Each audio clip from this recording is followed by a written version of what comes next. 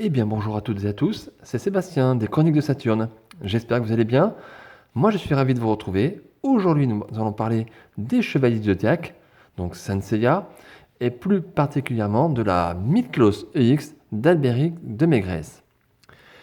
Alors Albéric de Maigret, c'est une figurine qui fait partie de l'arc Asgard. Donc Asgard, donc c'est l'arc qui suit l'arc sanctuaire, on va dire la bataille du sanctuaire. Et il s'agit donc d'un guerrier divin.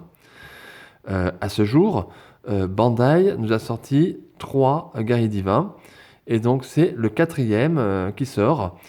En fait ici, Bandai fait durer le plaisir et nous sort les guerriers divins au compte-gouttes, on va dire à peu près 1 à 2 par an. Donc Bandai nous fait le même coup que Poséidon. Il fait durer le plaisir.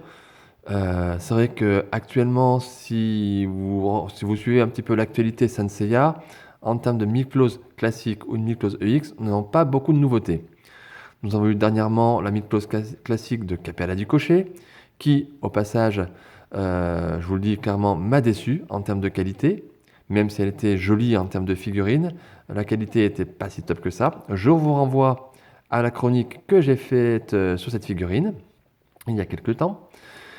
Et c'est vrai que, mis à part cette figurine classique et donc aujourd'hui Albéric de Maigret, nous n'avons pas beaucoup de nouveautés. On a eu beaucoup d'éditions Revival avec les Chevaliers d'Or, Revival. On a. Qu'est-ce qu'il y a eu les Chevaliers de Bronze en V2 qui sortent en Revival et tant d'autres, les Chevaliers d'Acier. Et c'est vrai qu'on a eu aussi on va dire ce qu'on appelle vulgairement ou familièrement des recolos, des recolorisations, avec notamment les juges OCE, voilà, qui sont très jolis, mais qui ne sont pas des nouveautés, tout simplement.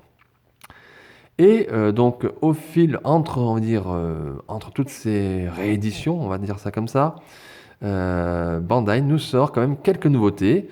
Donc on a eu Capella du Cocher. On a eu, je crois, en 2021, Cid de Mizar.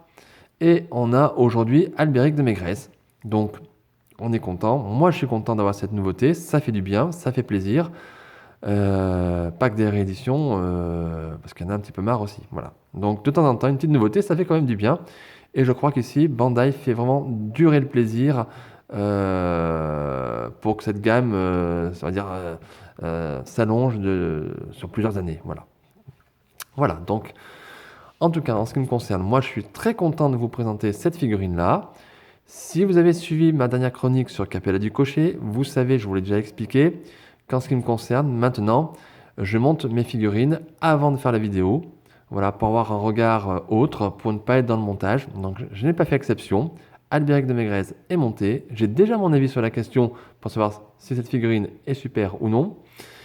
Et donc aujourd'hui, je vais faire comme ce que j'ai fait pour Capella du Cocher. Je vais vous montrer uniquement la boîte. On va faire le tour du packaging. Et puis on regardera directement la figurine avec une pause que j'ai faite tout de suite. Et je vous ferai une petite conclusion pour savoir si je vous conseille ou non cette figurine et voir un petit peu ce que j'en pense. Je ne vous montrerai pas les blisters parce qu'ils sont actuellement vides. Ils sont dans la boîte mais ils sont vides. Et je vous ai fait des photos. Je vais tout faire pour que vous voyez aussi les différents visages qu'il y a sur la figurine. Voilà. Allez, écoutez, moi en attendant, je vais prendre un petit café. Faites de même les amis, prenez un thé, un café, un chocolat, asseyez-vous confortablement. Et puis on va regarder cette figurine. Allez, à tout de suite les amis. Et bien voilà, donc on va regarder cette petite boîte. Petite, c'est pas le mot, enfin c'est bien le mot pourtant, parce que regardez, elle n'est pas très grande. Donc cette boîte concernant la figurine d'Albéric de Maigret.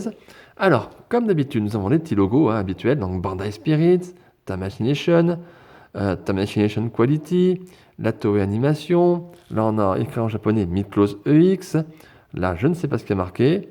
Ici, je suppose que c'est le logo Saint Seiya. Et on a donc Saint Claus Miss EX et Albéric de Maigret, donc le nom est caché par la figurine. Voilà. Donc visuel donc sobre de la figurine. Figurine qui est comme ça plutôt pas mal, donc je vais dire même très très belle. Et ici, on a un dessin du socle avec les améthystes, je sais pas comment ça s'appelait, les cristaux le cristal d'améthyste, il me semble, hein. Voilà, qui représente ici le socle de la figure, de l'armure, hein. Voilà. Donc, avec un arrière toujours assez sombre, vous savez, avec les montagnes, bien représentatif du milieu d'Asgard, hein. Voilà. Sur le côté, bien écoutez, regardez le socle, que je ne monte pas, mais qui a l'air vraiment très joli. Moi, j'aime beaucoup. Très, très chouette. Alors, bien sûr, c'est photoshopé, hein, il y a beaucoup de lumière dessus, mais c'est plutôt pas mal. Alors, je ne sais pas ce que ça donne en vrai, hein. Sur l'autre tranche, nous avons une pose de la figurine. Alors, je vous le dis tout de suite, tout simplement, je n'aime pas cette pose. Je n'aime pas cette pose d'attaque, là, un petit peu. Alors, sûrement très dur à réaliser, mais je n'aime pas. Voilà. Au-dessus, donc, on a le nom du personnage avec l'étoile, on va dire, correspondant au personnage. Sur le dessous, les mentions, rien de particulier, avec ici un petit visuel de la figurine, avec une pose que j'aime beaucoup. Albéric portant son casque à la main, avec le visage des yeux fermés, c'est vraiment sympa. Et derrière, là, le plus important, avec les différentes poses, les différents visages qui sont fournis dans la boîte. Donc regardez, on a un visage donc neutre, un visage un petit peu en colère d'attaque, un visage avec les dents serrées, un visage avec un sourire narquois, et donc le visage avec les yeux fermés. Voilà. Ici, on a encore le visuel du socle, du totem.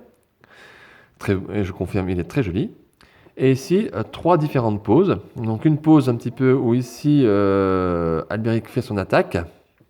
Une pose ici dynamique également. Bon, ouais, pas top, mais bien réalisé quand même. Et ici, Albéric avec son épée qui est plutôt pas mal. Donc pour une fois ici Bandai a fait des poses, alors moi personnellement je n'accroche pas trop sur ce type de pose parce que ça fait plus attaque, on voit bien les articulations, ça c'est pas top, mais force est de constater qu'elles sont quand même bien réalisées et le visuel est plutôt pas mal, voilà. Donc ici on a la notion de l'âge, 15 ans et plus. Donc une boîte très jolie, dans l'esprit des Chevaliers d'Asgard. Bon, ce qui frappe surtout, c'est la taille. Regardez, c'est une boîte très fine, hein. Donc, je peux vous assurer déjà, il n'y a pas beaucoup de blisters. Nous avons deux blisters. Donc, un blister principal contenant la figurine avec les différents éléments d'armure. Et un blister, on va dire, contenant plutôt tout ce qui concerne le socle. Voilà. Donc, il n'y a pas grand-chose. Nous avons également une notice. Alors, je vais vous faire l'impasse, hein. Je ne vous montrerai pas la notice, mais alors rien de particulier. J'ai fait une photo que je mettrai sur les réseaux sociaux après la vidéo, mais il n'y a rien de particulier. Voilà, donc une belle boîte avec un contenu quand même, tout ce qu'il faut pour la figurine, mais pas non plus, c'est pas non plus extraordinaire, hein, en contenu, hein, voilà. Après, sachez que cette figurine, donc Mythclose EX, parce qu'il s'agit bien d'une Mythclose EX, fait suite à une version classique de ce personnage qui était déjà assez exceptionnelle pour l'époque. Il me semble que la figurine Mythclose classique, donc d'Albéric de Maigret, était sortie en 2009 ou 2010. Je ne sais plus, je n'ai plus les dates en tête, je crois que c'est 2009. Et de mémoire, elle avait été très très bien réalisée. Alors je ne l'ai pas eu personnellement, mais j'ai eu l'occasion de la voir dans les mains et de la voir en vrai. Et elle était très très très belle. Donc celle-ci a intérêt à, on va dire, comment dire, à apporter un gros plus par rapport à cette version classique. Même si c'est logique, mais la version classique était déjà très très belle. Et c'est logique, bien sûr, que Albéric de Maigret sorte en Mythclose EX, puisque les autres guerriers divins, certains guerriers divins sont déjà sortis. On en a eu 3, comme je vous l'ai dit. Voilà, eh bien écoutez, et les amis, en ce qui me concerne, je vais vous montrer donc tout ce qui est packaging, c'est terminé. On va regarder tout de suite la figurine, et puis je vais vous dire un petit peu si j'ai eu des difficultés, et puis on va regarder si elle est belle, tout simplement. On va voir. Allez, à tout de suite. Tadam! Voilà Albéric de Maigret, figurine donc, que j'ai montée il y a quelques jours, comme je vous l'ai dit en début de vidéo, hein, voilà. Alors, comment vous la trouvez dans son ensemble? Elle est belle? Elle est pas mal? Allez, regarde, on va se rapprocher. Regardez-moi ça. Alors, j'ai mis le visage un petit peu souriant, on va dire, un peu narquois, hein, voilà. Regardez, regardez la figurine. Elle est, elle est vraiment splendide. Elle est belle. Vous trouvez pas? Regardez, je vous montre encore.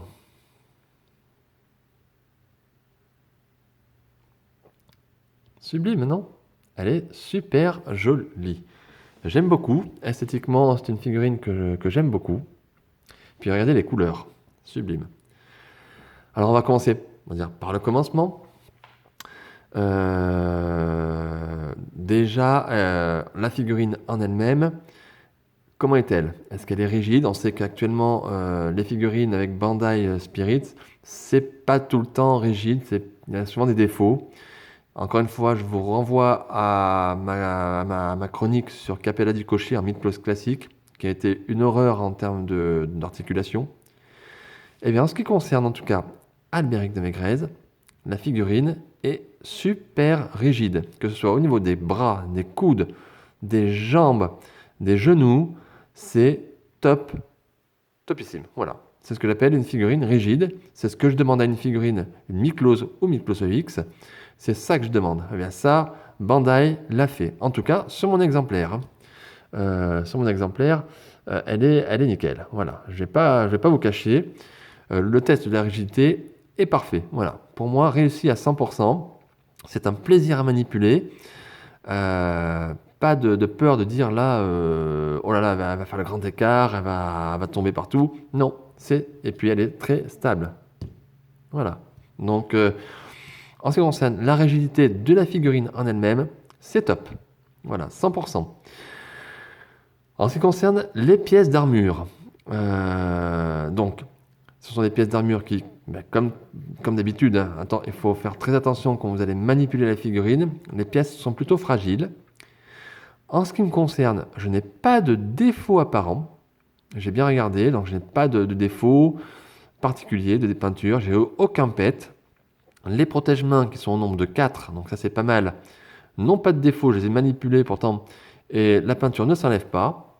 Donc il y a quand même une certaine fragilité, il faut faire attention hein, quand vous manipulez votre figurine. Il ne faut pas y aller non plus comme un bourrin. Hein.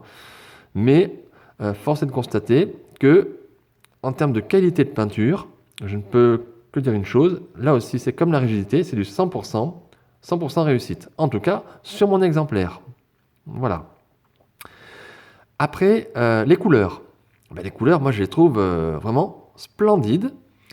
Et quand on regarde ici l'armure, alors je ne sais pas comment ça ressort pour vous en termes de vidéo, hein, je ne sais pas. Mais moi, pour moi, je retrouve bien l'armure d'Albéric de Maigret qui est dans le dessin animé. Voilà, les couleurs un petit peu, alors c'est un, je sais pas comment dire, c'est bleu, vert, turquoise, j'arrive pas trop à déterminer, c'est un mélange de bleu et de vert.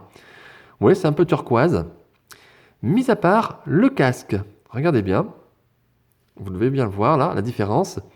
Le casque est 100% plastique, donc attention. Il est bleu, mais bleu ciel, on va dire, oui, bleu ciel.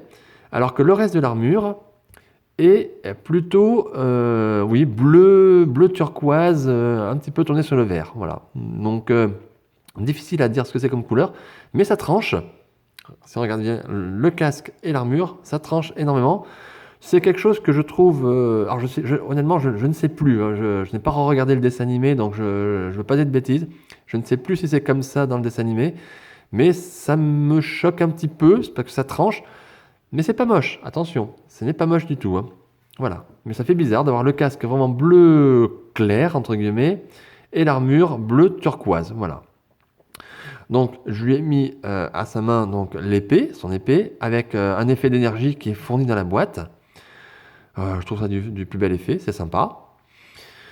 En ce qui concerne le montage, je n'ai eu aucune difficulté. Donc il n'y a pas beaucoup d'éléments d'armure. La ceinture se met très facilement. Vous avez ici le petit ceinturon, là ici où vous avez l'anneau, un des anneaux bien sûr, qui se clipse tout simplement. Donc pas de petites pièces qui tombent. Les pièces d'armure s'emboîtent facilement. Alors les difficultés où il faut faire attention, c'est justement avec le casque. Alors regardez, je ne sais pas si on va voir. Parce que quand vous allez mettre votre casque, attention, vous voyez, il y a une mèche ici. Et il faut bien que la partie du casque passe à l'arrière de la mèche. Voilà. Ça a tendance à se mettre devant. Et non, il faut bien que ce soit derrière le bout du casque. Voilà. Donc ça, très attention. Mais il n'y a pas de difficulté vraiment particulière. Le plus gros souci que j'ai eu, on va dire, En ce qui me concerne, c'est au niveau des mains. Pour faire tenir les mains sur les petits ergots, je sais pas comment on appelle ça, j'ai eu quelques difficultés à pousser. Et heureusement, j'allais dire qu'il n'y a pas beaucoup d'éléments d'armure parce que ça aurait pu me gêner un petit peu plus. Voilà, donc attention avec les mains. Mais sinon, pour ma part, j'ai pris vraiment du plaisir à monter cette figurine. Et je n'ai pas eu de difficultés, vraiment de grosses difficultés. Voilà. En ce qui concerne la pose, eh bien écoutez, j'ai fait quelque chose de très sobre, très simple. Alors je sais qu'avec cette figurine, en plus, vu sa rigidité, vous allez pouvoir peut-être faire des poses beaucoup plus exceptionnelles et qui ont vraiment rien à voir avec ce que j'ai fait et qui vont être splendides, j'en suis persuadé. Moi, cette pose assez basique, classique, me convient. Elle ira très bien dans ma vitrine. Voilà, donc moi j'aime beaucoup, j'espère qu'elle vous plaît aussi, hein. C'est très sobre, hein. J'ai pas fait des choses exceptionnelles, je suis pas le roi de la pose comme on dit, donc je veux vraiment pas abîmer les figurines, mais je fais ce que je peux et en tout cas celle-ci me convient. Voilà.